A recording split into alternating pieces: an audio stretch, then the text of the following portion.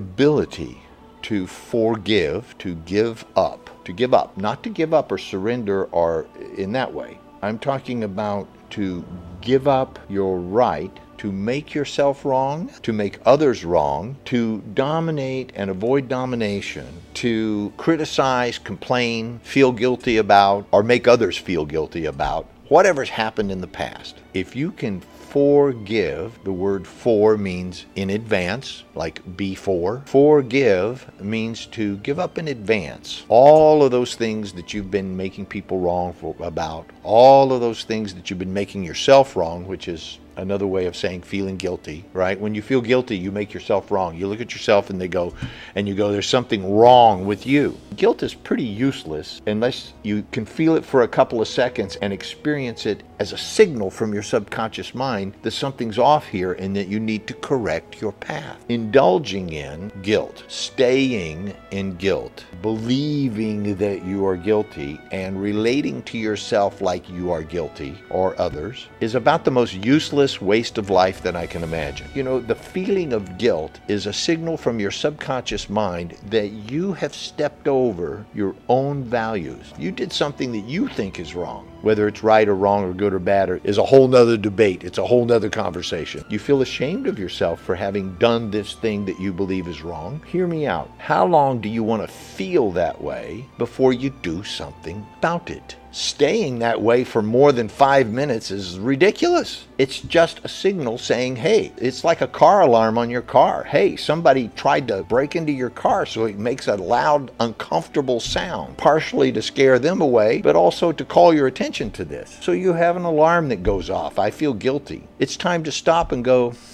what did I do that stepped over my own boundaries that I certainly wouldn't want anyone to do that to me or say those things about me. In other words, you've crossed your own value. Nobody else's, even if it is somebody else's. Listen, if you cross somebody else's values but you don't value those values, you don't feel guilty. If you've hurt somebody because you passed over their values, then you might feel bad about that. It's happened that sometimes I'm just going about my business, honoring my own values, and somebody else gets their feelings hurt about it. I don't know. I don't have a lot of time to waste feeling guilty about that. What I do have time for is to find out what do I need to do to fix the mess I made. In other words, is there anything I can do to have that person feel better about it, even though their feelings are their responsibility, not mine? I need to pay attention to the things I say and do, bearing in mind that sometimes people might get their feelings hurt and there's nothing you can do about that. Simply do something about it. Apologize if that's appropriate. Clean up whatever mess you've made. In other words, I'm sorry I did this. What can I do to make it whole for you? What do you need from me in order for this to be complete for you and enable you to put it in the past? Do you need to say something to me? Do you need to yell at me? Do you just need to let me know how bad it hurt you? What is it going to take to have this be okay with you? With your attention being on the other person, being complete and whole. And lastly, what makes this complete is to really look at yourself and decide for yourself. That's never going to happen again. Not like, oh, well, I'll try to not ever do that again, and if I do, I will apologize. No. That's almost a guarantee that it'll happen again. You have to make an irrevocable choice. I'm never going to change my mind about this choice, that I'm not going to be that way. I'm not going to do that way again. Now, is that a guarantee? No. If you want a guarantee, buy a toaster. Human beings are fallible. You are fallible. Promising someone that, hey, I'm never going to do that again. You can count on me, and leave it at that. Not, and if I do, I'll probably come back and apologize again. No, do not use the word if. When you're doing a cleanup, what I call a 3-step cleanup, where it's, I'm sorry, what can I do to make it right? Promise I'll never do it again. There's 3 things. Most people do not live their life like their word is irrevocable. Like once you've said it, full intention that you do not go back on that, period. You'd be surprised how that attitude alone will change your life. So the first question is about is obviously from a woman. I met a man and we really get along. We spend a lot of our time together. We have similar goals and values, and he's not seeing anyone, and he's very open about talking about himself and sharing moments with me. He's generous with his time and money. These are all great prerequisites for helping you to choose a man that may be right for you. But there's a but. He says, I'm not ready for a relationship. I like him and I see a future for us. Would he need some time alone without me to get ready? Or, so she's asking either or question, should I give him 3 to 6 months to see if he gets ready? time alone without you, or I'm assuming you mean spending 3 to 6 months with him of your valuable time to see if he gets ready. If you've ever listened to the 12 stages of romantic relationship, I make it very clear in those CDs that a woman's youth and beauty is a precious commodity and that it does expire. Now, when you're 20, it seems like you got the rest of your life to be young and beautiful, but you don't. You just simply don't. Across the spectrum of all ages, men are unerringly attracted to women who are between 20 and 40. If you ask 100 guys what age group of woman really attracts you and makes you want to, be with them, marry them, if you could marry any woman in the world, how old would she be, right? Between 20 and 40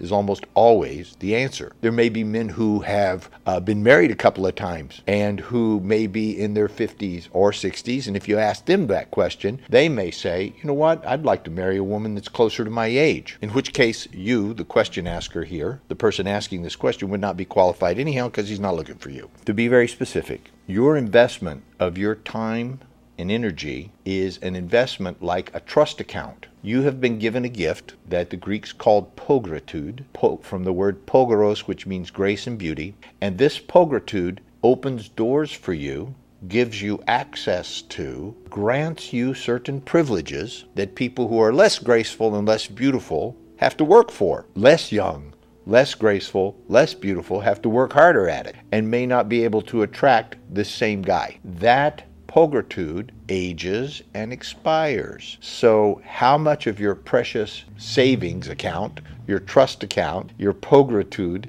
do you want to invest in any particular man? I don't care if he's the greatest guy on earth. How much do you want to invest in him? If you feel like, this is really it and I'm going to make this guy, turn around and he's going to see that I'm the one for him, okay, go ahead and make that investment. But I would say 3 to 6 months would be a maximum. If 3 months from now you have after being with him and dating him and spending time with him, he can't figure out if he wants to be in a relationship with you or not, I would say move on. I would say have a conversation like I suggest in the 12 stages. And the conversation goes like this. We've been seeing each other for a little while now. I care about you, but I value myself even more. I need to know, where do you see this conversation or this relationship is going, and by when? Then I will decide whether I want to continue to be available or whether I should move on to other options. And if he says, oh, I don't know, give me time, I don't want to be in a relationship, and 3 months of your precious pogratude has passed, then you need to ask yourself, how much more of your life energy do you want to invest? That's all. Listen, I also say in the 12 stages of romantic relationship that dating is for figuring out the answer to that question. And it is not about having sex with the guy in hoping that, maybe by becoming addicted to you through sexual relationship, he will then be easier to convince or something. A man that makes decisions based on his addictions, his compulsions, is not a man that's trustworthy. And a woman who sells out her values to get a man is not trustworthy either. So here's two trustworthy people going at it, hoping it all works out. That's a very, very, very different scenario than somebody who sets out with a life plan and who has a commitment and a promise to themselves that they're going to do whatever it takes to see that that's fulfilled, whether or not it looks like the world is agreeing with them or that it's going to work out. In other words, your commitment has nothing to do with anybody else. If you're committed to yourself and to having a lifelong partner that you share values with and that you grow with and that you'll go through times where it doesn't work and times where, it seems difficult or challenging, and that's fine. That's fine. That's normal. If you want to have a partner for life, that's an investment. And it takes making an irrevocable decision that you will only open your heart and your body to somebody who is on that same path. So that's my answer to that question. If you don't think it's a good investment, don't do it, because you will be selling yourself short. If you think it's a good investment and that you can make it work, then go for it, but then set a time limit on it, and communicate that time limit. Don't surprise him with it. Don't think, oh, we'll just go along and then in 90 days or 6 months I'll say, it's over because you don't want to get married. Don't do that. Just tell him, look, I'm going to give this some time and I will see you. I will spend time with you. I'll see you. We can share affection. affection and you know, hopefully our care will grow with each other, but I will not be having sex with you because I only want to have sex with a guy who's committed to having a long-term committed relationship with me, and I'm not going to waste my time and my precious energy on anything less than that. Hello, this is Gregory, and you're live on the air. Hello, Mr. Morgan. Hi, how are you? I'm calling from Iran, and first of all, I want to say that I really miss you and your wife. I'm one of the graduates of, you know, in grade school. You're one of the graduates of our workshops, yes? That's excellent. That's really great. What can I do for you? You're such an advanced graduate. How can I help you now?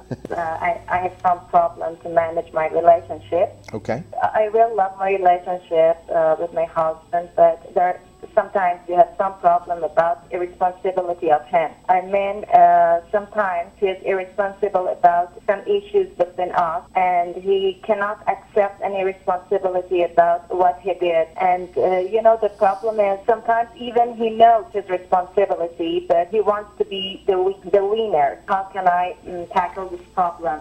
Okay, what I'm hearing, and you know, correct me if I'm wrong, but very many times, and most of the time I would say, people have been taught, not by us, that the word responsibility also means it's a clever way of saying blame or guilt. You know, you must take your responsibility for that. It kind of means you must accept the blame in what you're saying because he refuses to take responsibility, you said, and he needs to take responsibility. Now here's the thing. Let me define responsibility as we mean it. Responsibility is a privilege. You do not have to take it. Just like driving a car. Driving a car is a privilege. You don't have to, right? If you go down to get a driver's license, they don't have to give it to you. You're asking the state to give you the privilege of driving on the state's roads. Taking responsibility means that person who is taking the responsibility, in other words, assuming the privilege, is saying very clearly, I'm responsible for the things that happen in my life, including things that I don't understand, things that are challenging to me, and even including what others might do to me. I'm going to be responsible for that, even if I don't understand how that's possible, even if it doesn't make sense to me, even if it's confusing to me. I'm declaring I'm in charge of my life and that I am responsible for whatever happens in my life. I'm going to take charge and be responsible. Can you see how there's no room in that declaration for blame or shame or guilt? It's not something like, I'll be 50% responsible if you'll be responsible. That is not responsibility. Responsibility is always only 100% or zero. There's no in between responsibility. The next step would be, can you be responsible for communicating that in a way that does not make anybody wrong? In other words, he's not wrong that you feel that way. That's a little bigger leap for you, isn't it? That's a little harder to do. Actually, it's very easy. When you say this, I feel that, and I'm responsible for it. You have every right to keep doing it. However, I don't like it. You're free to keep doing it if you want, but I want you to know that I will now have to relate to you differently. I will relate to you like somebody who doesn't care how I feel. They don't care that it hurts my feelings, and they're going to keep doing it. So that means that I'm going to have to relate to you in a particular way, and I'd rather relate to you like somebody who I can trust, somebody who I can be open with, somebody I don't have to feel defensive around, somebody that might hurt me any minute. I don't want to relate to you like that. I would prefer to relate to you in an intimate way in which I can be very vulnerable with you. That would be communicating in a responsible way. Do you see what I'm saying? You're not making him wrong. You got every right to you know, be a jerk if you want. If you say that, then you've just made him wrong, right? Don't say that.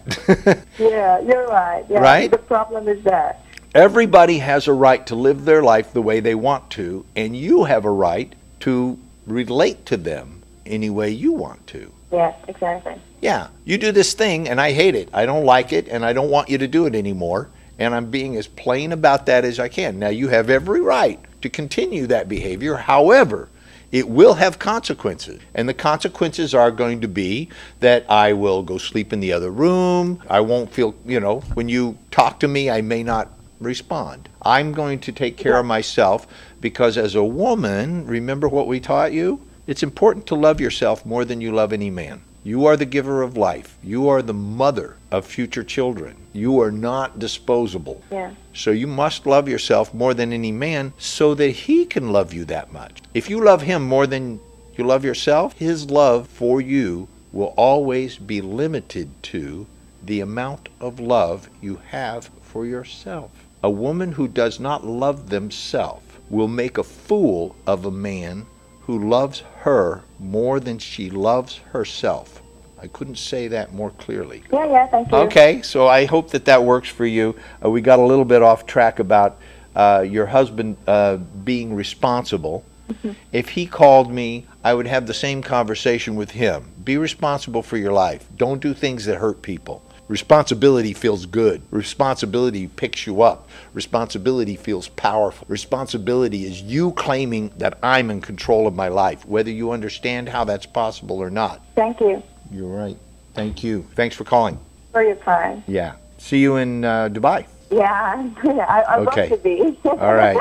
Yeah, in July, I think. So All right. Thank I you. want to be. All right. I hope to see you there. Okay, see you there. Bye. Human beings can make promises and keep them based on their values, based on their honor and in their integrity. Honor and integrity is not something that's available to human animal. It is not even a concept because that requires a higher level of distinction and thinking and comprehension. Things like honor, nobility, kindness, those are all, while those things may come naturally to some people, they do not come without a distinction that involves both feeling and action and words. They exist in your language. Honor and integrity are distinctions that move the conversation forward. They are a requirement for living a happy, fulfilled life. They are a necessary element to having organizations work. Integrity is at the source of success, any success, whether it's in relationships or business or any other project that you may be up to. Integrity, on its most basic sense, just means doing what you said you would do when you said you would do it. It's very simple.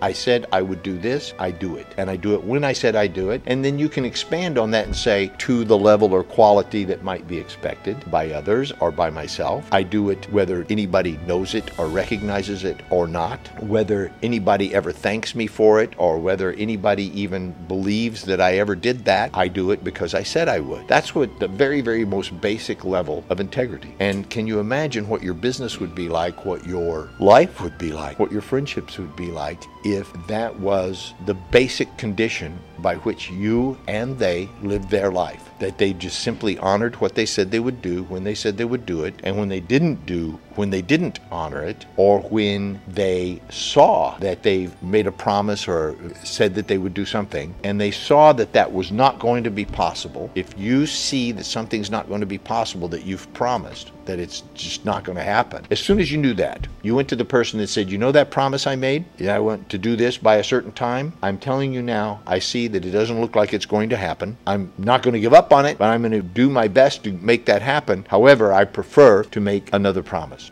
That promise, I'm going to break it. It's not going to happen. I'm going to make you a new promise. I said I would have it done by whatever, Tuesday. I'm going to have it done by Thursday. And I guarantee you that that's going to happen. That would be an extraordinary way to live your life, wouldn't it? Wouldn't it be an extraordinary way to have your relationships? You know, those promises I made you when we got married, I'm always going to keep them. I'm never going to give up on that. If I ever fail, I want you to hold me accountable. And I promise you I will do whatever it takes to clean it up and make it right by you, and that I will never fail again. What if you lived your life like that? Can you see how it would drive your life forward? How you would be somebody that almost anybody could have a relationship with?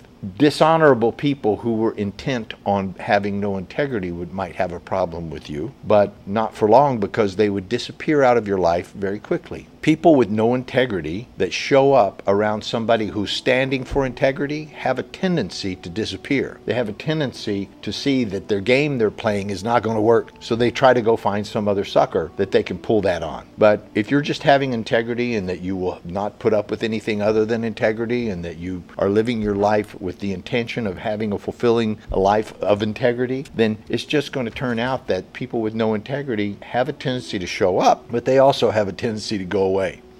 Anything that it has a notion that it is, it will protect. This primitive part of your brain, sociopathic basically, it is not concerned with society, it's not concerned with social behavior, it is concerned with what is best for itself. That means it keeps your lungs breathing, it keeps your eyes open, it regulates your heartbeat, even your sexual desires, what you will and will not desire. It really is a very animal part, and I call it the human animal. You know, we are an animal amongst other animals. For, millennia, we were just some other benign animals in a forest full of animals. We evolved to become the most dominant species on the planet, not because we were gentle and kind and loving and sweet and good and caring. No, because we're brutal, because we are vicious, because we are conniving, and we're able to make plans, and we're probably the most destructive species on this planet by far. The human animal part of us is very often what drives us towards relationships. Now,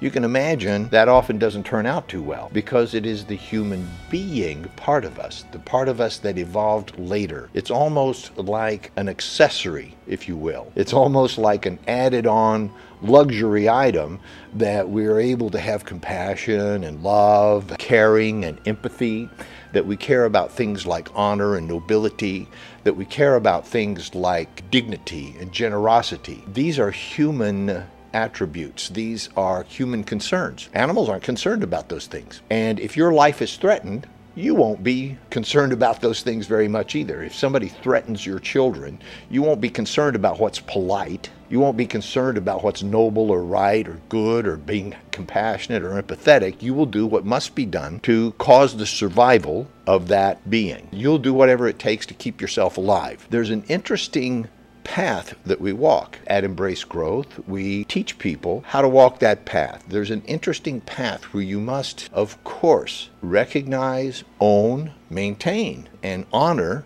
that animal part of yourself. That's not something to be rejected or looked down upon. That's something that you need to honor and respect, because guess what? It's not going away. You can't meditate it away, and I can prove that with my own life, okay? I've been meditating since I was 18 years old. It's over 50 years. At Embrace Growth, we actually walk a path in which we honor the human animal and the human being part of ourself. And of course, we're leaning towards developing and growing and embracing the human being part of ourselves, the part of us which is more concerned with who you are being rather than what you are doing. We live in a world of being and doing. Being has more to do with what you're present to, what is present when you're there. What do you bring to the table? What do you bring to the relationship? What do you bring to the business? What do you bring to the conversation that is human? It's a state of beingness in which comes natural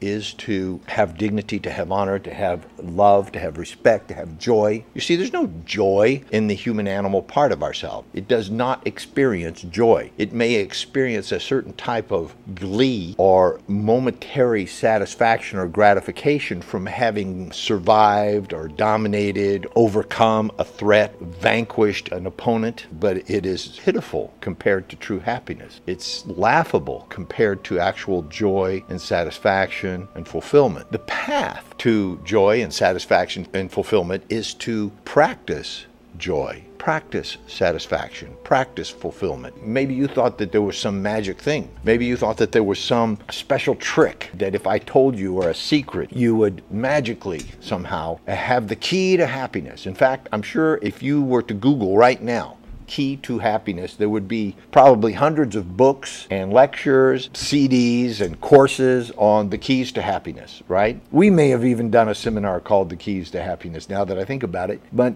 there's no magic key. If you ever attended one of our seminars or workshops, we would tell you that. There's no magic key. What is obvious once you have accomplished, once you have arrived at a place of satisfaction and fulfillment, a place of, well, enlightenment or awakening, what becomes very apparent, well, it was there all along. It was always available. It was always there. You always had this capacity or ability within you. It was never any further than your own skin. All you had to do was begin to exercise it or practice it. And of course, there's some steps to go through that would assure your success. It's like going through the forest. There may be many paths. One may lead to a cliff, one may lead to a road that takes you someplace, and one may lead to nowhere. You know, there's many paths that you can take in life, and I certainly have taken a lot of paths that led to nowhere or that led to my downfall. Once you discover a path through the forest that would take you to a place that would be a place of renewal, a place of satisfaction, a place of beauty, it would just come naturally to you to want to share that with others, to want to make sure that others found their way there and that they didn't get lost. They didn't spend a lifetime trying to find their way through something that you had found. Really, the whole purpose behind Embrace Growth and the reason why I'm even here today doing this show called Love Talk. I'm a single man and I cannot find a woman around me who is suitable for marriage. I don't like dating online. My parents asked me to go to Iran and they can find me a fair woman to marry. What is your suggestion? My suggestion is that you become a man and that you make your own decision and that you decide or you choose what are the qualities in a woman that you would really be attracted to and would like to marry. I don't know what your criteria is when you say suitable for marriage. I can't find a woman around me who is suitable for marriage. I can understand that that would be a challenge, but what is your evidence procedure? How do you know that the women around you are not suitable for marriage? Without having this conversation with you, I really don't know the next piece of advice to offer you. One piece of advice that I do offer you is that you clearly define for yourself what is marriageable material. What does a marriageable woman look like? What does she say? What does she value? There are certain criteria that I can tell you from my experience, this is also in the 12 stages of romantic relationship, that it requires certain things. Communication. In other words, can you speak freely with her? Is it easy to communicate with her? Do you find yourself talking on the phone for hours and, wanting to stay in touch with her? In other words, communication is fulfilling. You enjoy it. You get something from it and you contribute something to it. It's good. So communication, good. Chemistry. Chemistry is just biological, okay? She either turns you on or she doesn't. If she doesn't turn you on now, she ain't going to turn you on 20 years from now. Chemistry is important. We are naturally attracted to some people and not so attracted to others. So, it doesn't mean that she has to be the most gorgeous 10 in the world, but, does she turn you on, right? So communication, chemistry, and the last one is compatibility. How compatible do you think you will be if you were raised in America and she was raised in Iran? Do you think that you will have compatible traditions, values, behaviors, ways of being, or will one of you have to change in order to be in the relationship with the other? Compatibility means two different people or things working together in a harmonious fashion to accomplish an outcome, right? I don't care whether it's a car part or two people, they work together in a harmonious fashion in order to produce an agreed upon result. Okay, so that's what compatibility means. So you need chemistry, communication, and compatibility. That's how you decide if somebody is marriage material. I would not allow anyone to choose a wife for me from any country. What's wrong with Italians and French and, I don't know. There's lots of Canadians, Americans, there's lots of incredible women from every culture. Does she have to be Iranian in order to be marriageable for you? Or is that for your parents? And if that's for your parents, I suggest that you grow up and make your own decisions as a man. Hello, this is Gregory and you're live on the air. Hi, how are you today? I'm excellent, thank you. It's more about yourself. I would like to make an appointment with you, but prior to that, I just got a little information about your educational background, which is I think is neurolinguistic, if I'm not mistaken. NeuroLinguistic Programming, NLP, NeuroLinguistic Programming and hypnotherapy go hand in hand with each other. That's my background. That's part of my background. Well, I was trying to understand exactly how that relates to psychology, because it seems like the psychology is based on your behavior. They are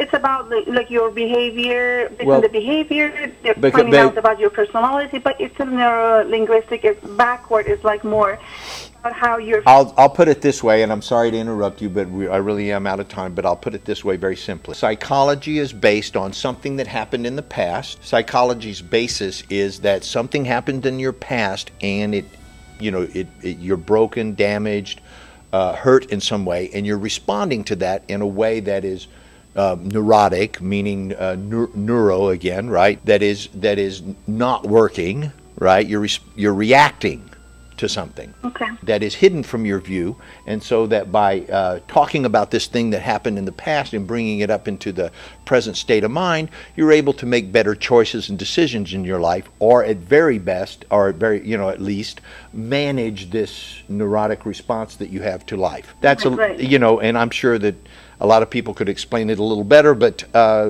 just rapidly, that NeuroLinguistic or hypnosis assumes that there is absolutely nothing wrong with you, that you're perfect and whole, and that you're responding to programming.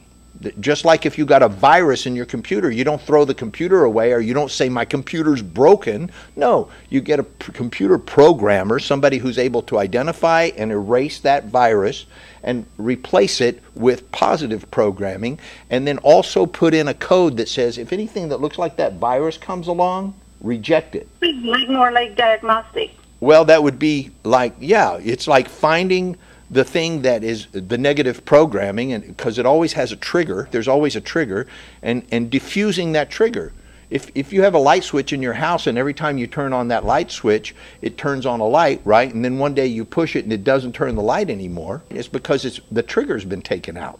You understand? Okay. Doesn't mean the light's broken. Just means that it no longer has a switch. Yeah, okay, because I just want to make sure that it's not something that just focus on the communication, and it goes like deeper than that.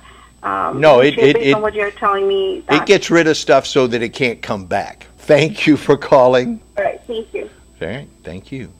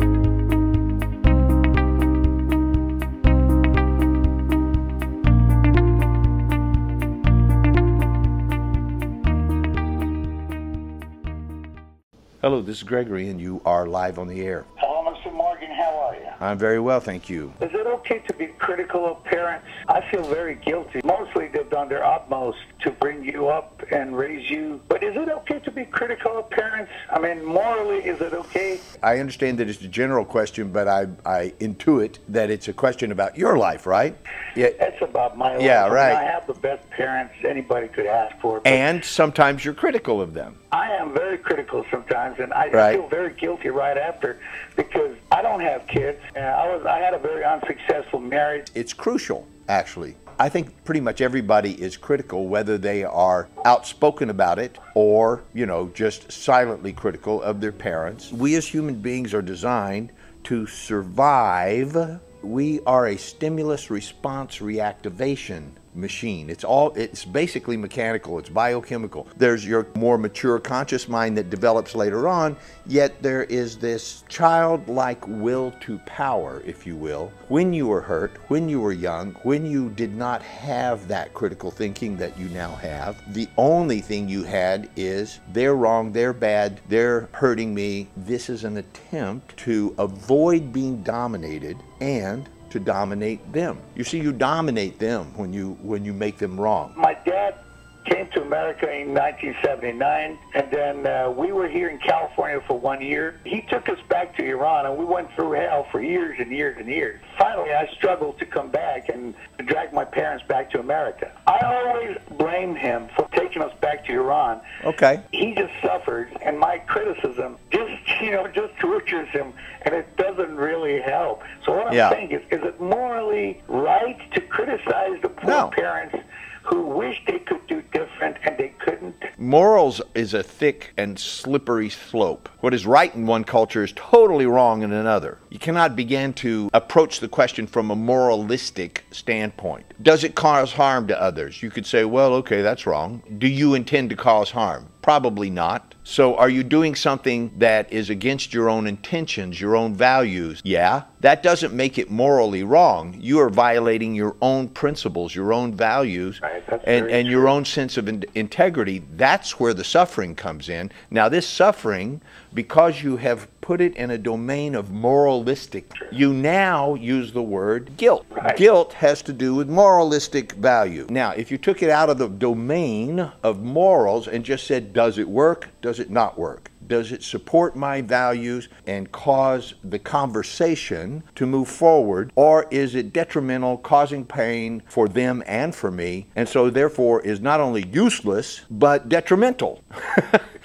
Right? So in that domain of just does it work or does it not work, it's very easy to say, this doesn't work. Any question that has the word why in it is a call or a demand for a reason. A reason exists over in the left brain. It's measurable, it's mathematical, it's logical. So you're asking for a logical explanation to something, and there may have been none. If you really listen to yourself, what the hell difference does it make why he did it? Exactly, yeah. Who cares? The man took you back to Iran because he thought that was the best thing to do. Maybe he couldn't get a job over here. Who knows? Maybe he was homesick. Maybe he couldn't get his papers together. Who the hell knows? But who cares? My dad did all kinds of stuff that I could ask him why, okay? He gave me what he came here to give me. And he didn't always give it to me nicely either. He was a tough man. He could be very harsh. My dad. I got beat up a few times, and look,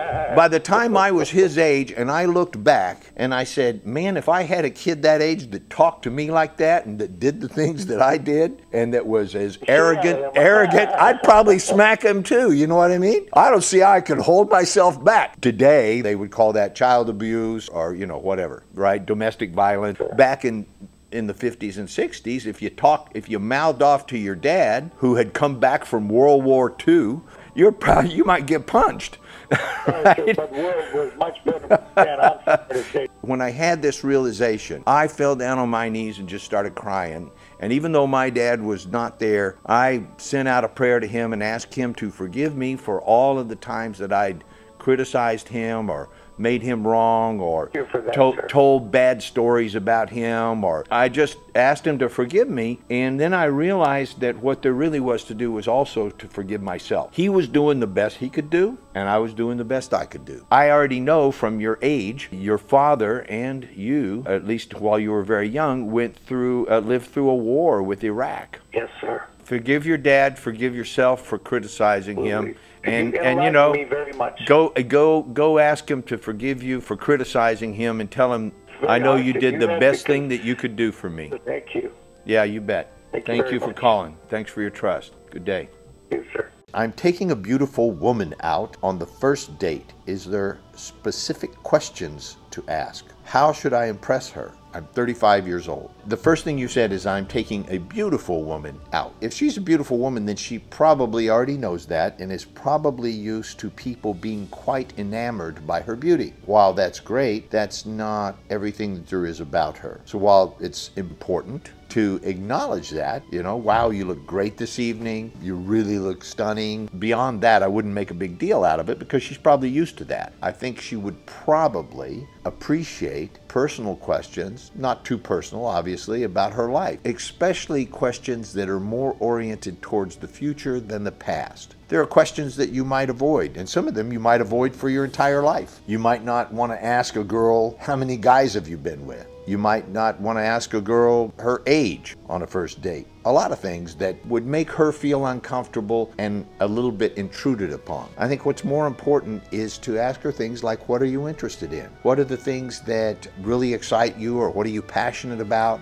In other words, you want to find out what she's doing now that you might have in common with her, searching for, listening for, that you appreciate together. Maybe she likes to go hiking and you like to go hiking, or she likes bicycles or motorcycles, or whatever it is. You know, you may find that you have some common interests, which would naturally lead to a future that you might engage with, that you might participate in. I think that other than asking questions about the past that may tend to make somebody uncomfortable, it's perfectly okay to ask, are your parents living or deceased? What country did you come from? Or things like that. So some of these things you may already know the answer to, but that's what I'm saying is you would like to ask questions that would engage her on an emotional, relational level, and then make sure you listen. You know, that's the thing that men need to learn to do a little bit, is to sit back and listen and actually take in what she's saying. And I'll give you a little secret, a lot of times for both men and women. A lot of times men will ask a question and a woman will answer a totally different question that he didn't ask, and she might tell you a long story that goes all around the block and comes back, takes off down a different highway and everything, and the man is sitting there going, what is the point to this? Men are always listening for, and you're telling me this because, right? So for the women who are listening, I'm not saying you just have to get straight to the point, but I mean, it helps the man listen if there is a subject that is addressed that actually is going somewhere. Sometimes women just need to talk because they're nervous or because they want to share with you. This is a good sign. If she talks and shares herself with you, it means she trusts you. That's a good thing, because if she trusts you, then you can begin to have some kind of a relationship. I imagine if you're taking this girl out, I hope you're taking her out for more reasons than just she's beautiful, although I'm sure that's reason enough also. The fact that you're 35 years old and that you're still dating, I would begin to think that maybe you would be done with just dating, and that maybe you might be looking for a mate for your life. And if you're looking for a mate for your life, then you might ask her if that's what she's doing. Or is she just dating and to have fun? You know, there's short-term recreational fun relationships, and they're perfectly valid. However, they're just short-term, and the purpose of those relationships is to have fun, so they don't go very deep. But if you're looking for a long-term committed relationship, which I kind of imagine a man of 35 might be doing that. I'm not saying you ought to be, but it's kind of time, isn't it? If you're ever going to mate for life, it's kind of time to start. And so if you're thinking about that and you're dating this woman for that reason, then it'd be a good idea to let her know that you're looking for a long-term committed relationship. Is she? If she says no, not at all, definitely not going to do that. That's an important question to know the answer to, isn't it? I'm married with a 5-year-old daughter. I recently found out that my husband is cheating on me. I found his texts to her. They've been going out for a year. What should I do? He doesn't know that I know. What are the steps? Well, the first step is to let him know that you know, but you just don't do that in any random capricious fashion. However, you don't waste time about it either. I understand that there's a reluctance to confront someone that you love and care about and who's the father of your children. I realize that. But first, let me ask you this. What is the eventual outcome that you intend to produce? Some people, the outcome is, I want to divorce him and I want all his money. That may be your intention. I doubt it. Most women who have children don't want the father to go away. So I doubt if that's the outcome you'd like to produce. But it's a general question. And if I had you on the phone so I could speak with you, I would ask you that question. What do you intend to have the outcome be? Do you want to stay with him and heal this marriage? Do you want to have him stop doing that and confront the woman and say, you know, I'm never going to see you again because I love my wife and I'm staying with her? Do you want to throw him out and throw all of his clothes out but not lose access to his support? What is it that you would like to accomplish here? Answer to your question kind of depends on that. The moment you have anything to hide, you will mask something in yourself so that you can't be seen for who you really are. You will shift from being authentic to being a presentation of what you think authenticity looks like. In other words, you'll become a fake. You'll become a mask. You'll become somebody that you're not. You'll become someone who has sacrificed their truth, their true self, their authentic self, the center of their being, for being loved and accepted and supported and not causing any problems or not rocking the boat. You got to come to terms with who you truly are. You may find a time in your life you say, well, I'd like to be a more honest person, or I'd like to be a completely authentic and honest person with nothing held back and nothing hidden about me, nothing to hide. This is something that I have reached for in my own life. You know, I think there's more to go, okay? I think I could be better at it than I am today. This is something that I strive for and that I propose that all people strive for. Who you want to be? I prefer to be who I truly am, or the best version of myself that I could possibly be. The you that you are today will find it very difficult to imagine the you that you could be in the future. It'll just be sort of an imagination. It'll be a creation. You'll have to make it up. You'll have to project it out into the future. It won't be real, but you keep reaching for it. And it is in that reaching, the strain, the gap between who you are now and where you'd like to be, that's where all growth and development takes place. And that is always outside of your comfort. You have to intentionally make yourself uncomfortable to grow and develop. There's so many questions to ask yourself. When somebody's cheating on you, the natural tendency is to go, they're wrong, they're bad, they're to blame, they're guilty, I'm the poor victim that they've done something to me. Nobody ever asks themselves, what is my part in this? Where you can look deeply into another's eyes and you see a higher version of yourself and you see the best in them and you have nothing to hide. Even all your weaknesses you embrace, and all of their weaknesses you embrace. You work together on those places where you're lacking to help each other to grow and develop. You know, a lot of times men will go and try to find something from someplace else because they can't find it at home, because maybe you had a kid 5 years ago and now all your attention's on the kid and the man's left out. I don't know. I don't want to make up stuff. But ask yourself, what's missing in me? And then go have that conversation with him. Listen, I know that you're seeing someone else. I already know that. I want to keep our relationship. You're the father of my children. What's missing that I could provide that would have you cut off that relationship? And tell her, while I'm sitting here watching you on the phone, my wife's here, we've had a discussion, I'm never going to see you again, I'm tearing your phone number up, don't call me, don't write to me, don't text me, and don't go places where I am. It's over. You know, if he'll say that to her in front of you, that'd be a pretty good start. I propose that you have that conversation. Thank you very much for your questions. Thanks for watching, and I hope this has made a difference with you and has given you some space and some choices in your life. And I'll be back here with you again next week on Love Talk. There is a woman, I lose my mind around her. She's strong and powerful, independent, beautiful. She's very clever. I'm confused around her and I don't know what to do with her. But at the same time, I want to have her in my life forever. As she is very educated and clever, I'm scared to take a wrong move and destroy everything. What should I do? Marry her?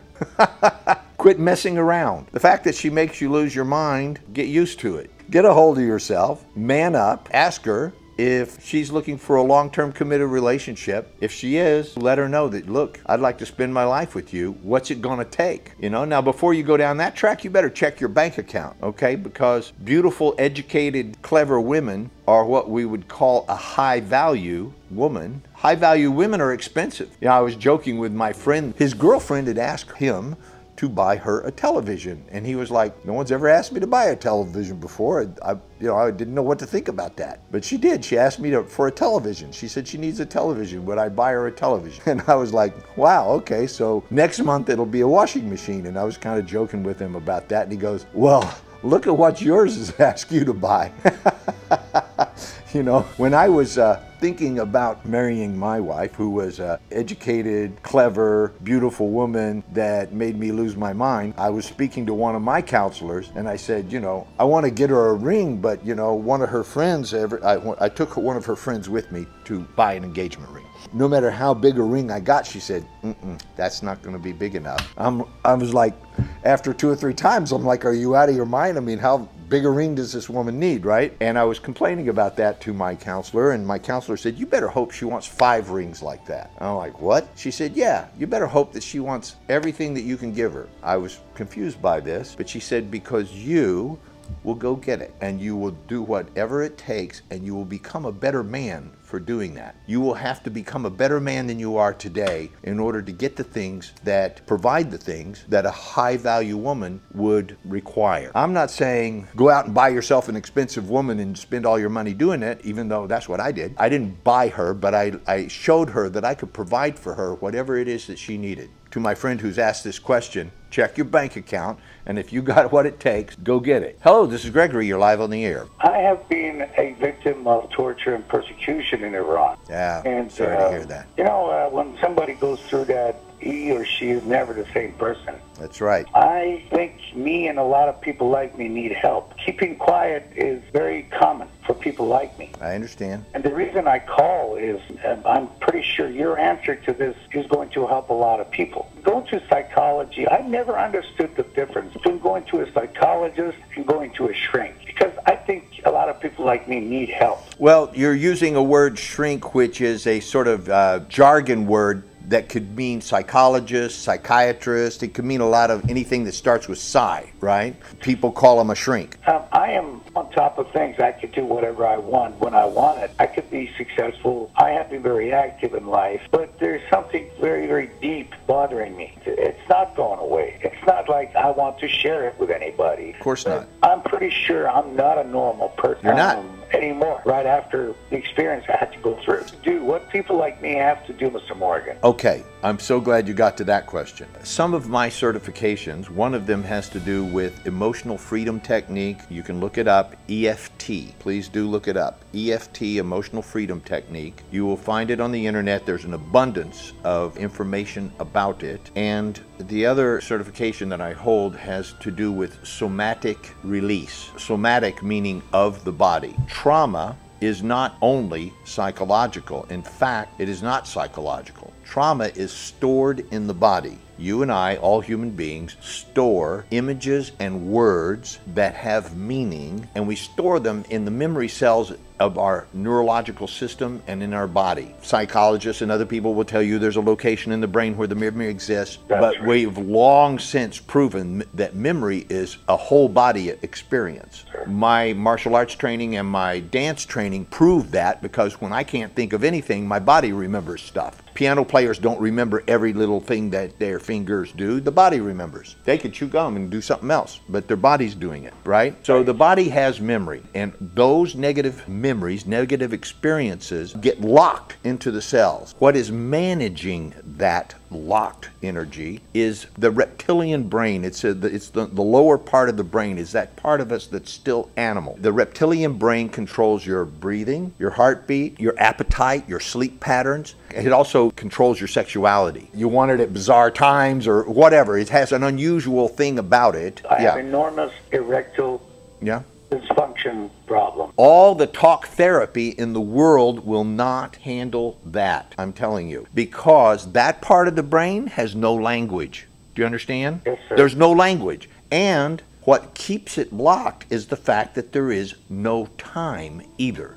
So to the reptilian brain, whose job it is to keep you alive, it's to keep your biological unit surviving. and it will do anything to do that, to keep you alive. It has no reasoning, it has no feelings, it has no fear, but it instantaneously knows what's the best thing for it to do to keep you alive. This part of your brain, because there's no time in that part of your brain, the horrible thing that was happening to you and happened again and again and was reinforced, they call them peak emotional experiences, they get reinforced again and again and again. To that part of your brain, it's happening right now. It's still happening. It could happen any second. Always about to happen. So it is what we call hypervigilant, looking out for where that freaking thing is about to happen again. So no, you're not normal. Is that a normal way to respond to torture? Yep, you bet. Perfectly normal. If you were James Bond or something and they tortured you and you were like cool about it because you're so cool, that would not be normal, right? Yeah, that's true. Right? That's not normal. That's a highly trained person. The brain can be trained to be with extreme situations. The key to transformation, the key to making a change in your life and in the lives of others is when you can give up that they are wrong. A lack of forgiveness is what is destroying most people's lives. We go around believing, truly believing that somebody has done us wrong, that it's their fault that our life is in the shape that it's in, that if only they hadn't done this bad thing to me or my life would be so much better. And you believe that. To me, belief means to act as if something is true when you actually don't know whether it's true or not. Because if you did, that would be called knowledge. Knowledge is knowing something. Belief is acting as if something is true, whether you know it's true or not. You have no proof or no evidence that it's true. You may be able to produce evidence, agreement. You may get other people to agree with you that it's true. That's what religions are. That's what political parties are. That involves the organization of large groups of people. They have to agree upon a certain belief. And this belief is sometimes questionable, of questionable origins. Nobody quite knows where it came from sometime. Or some people claim that it came from somewhere deep in the past, so nobody has any access to proving it. And many of your lives are controlled by beliefs. And one of the beliefs is that you are powerless and that you are a victim of the circumstance of your life and that others have done something to you, or your brother or sister or your ex-wife or your ex-husband. Somebody's always doing something wrong to you. That's why your life is the way it is. You know, there is a payoff for that. You'd say, well, why would anybody do that? Why would anybody waste their life with such a degrading belief that they're powerless against certain evil forces or bad people? You know, why would you waste an entire life believing something like that? Because you get to avoid being responsible for your life. You get to avoid stepping up and saying, you know what, whatever they did is what they did.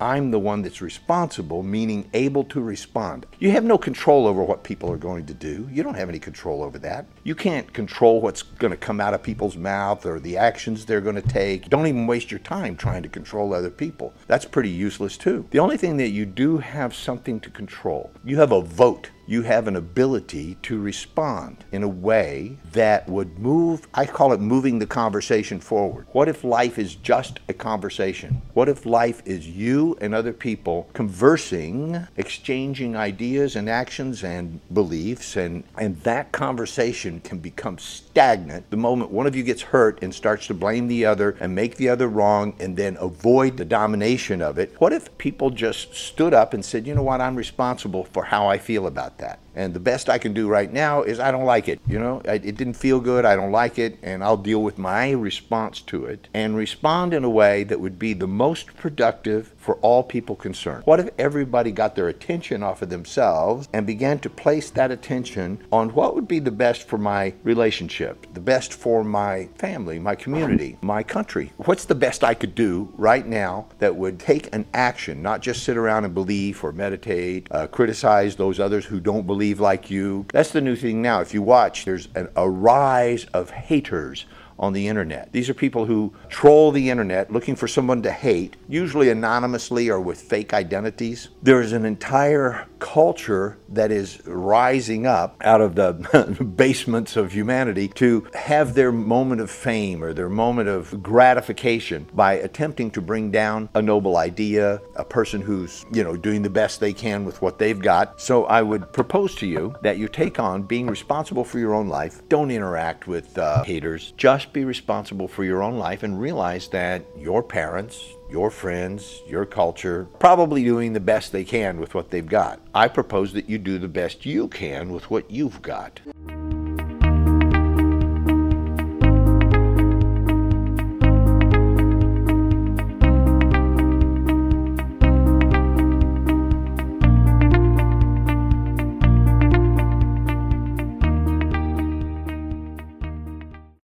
The Embrace Growth app is finally here. You start by signing in, just as you would online, and from there, you'll see all of your account settings. Once in the app, you'll have access to events and all of Embrace Growth's original content.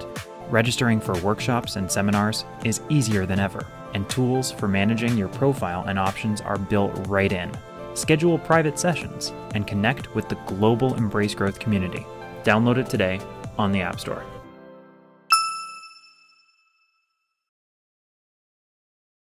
یک مرد منحصر به فرد، مسلط، متمرکز، قابل اعتماد و رضایتمند.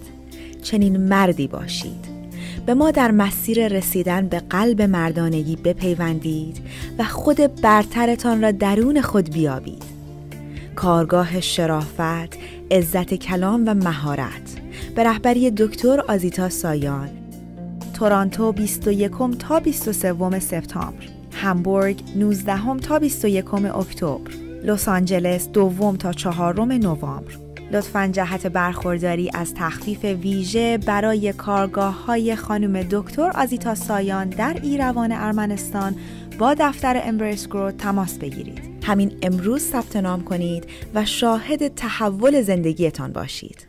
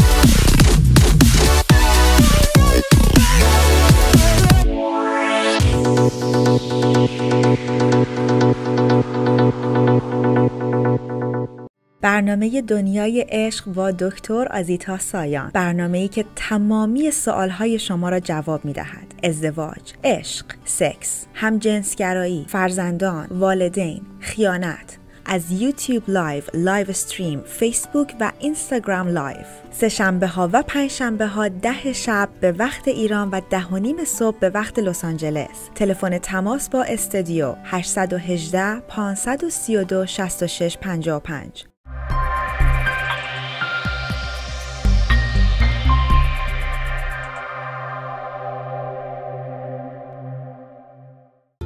Embrace Growth has a new home online where you can easily register for workshops and events, order from the online store, and be part of the worldwide community of Embrace Growth graduates. You'll be able to see Dr. Rosita Sayan and Mr. Gregory Morgan in your favorite seminars. Visit us today at embracegrowth.com.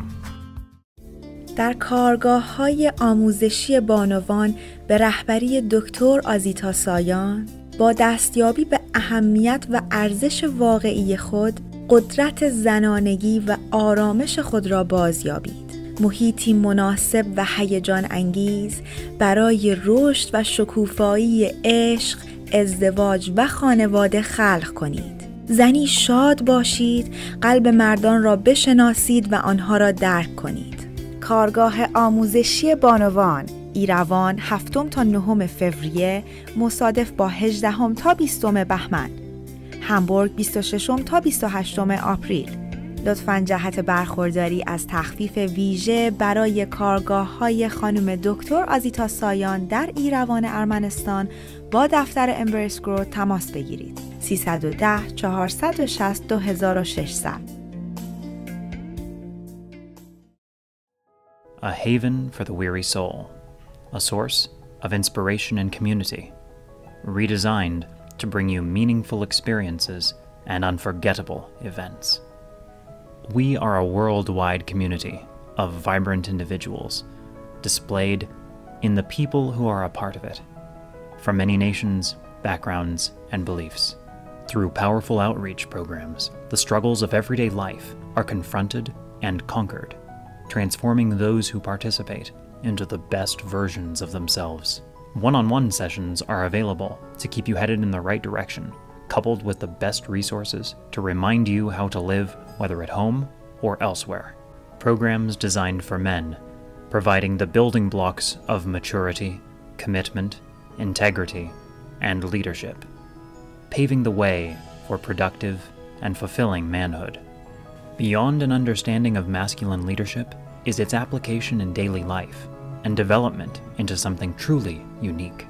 Exclusive training for women, encouraging growth and empowerment through an acceptance of their true identities, redefining interactions, and changing the viewpoint through which life is seen. Embracing the woman within and accessing facets of your personality hidden beneath the surface.